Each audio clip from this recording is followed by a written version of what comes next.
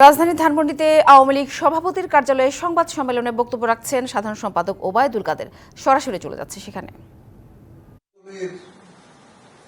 যুবরাজ তারেক রহমান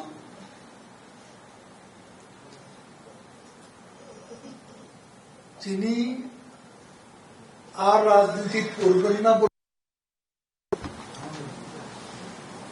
লন্ডনে পাড়ি দিয়েছিলেন।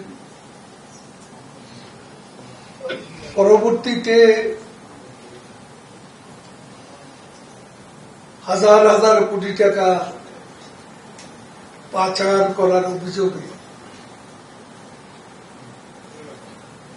আপনারা জানেন তার বিরুদ্ধে যে মামলা হয় ট্যাক্স ইভিশন, সেখানে যুক্তরাষ্ট্র থেকে FBI এসেও সাক্ষ্য দিয়ে। নগদের কাছে সব গ্রাহকই প্রিয়, তাই তো সারা দেশে ক্যাশ আউট চার্জ সবচেয়ে কম।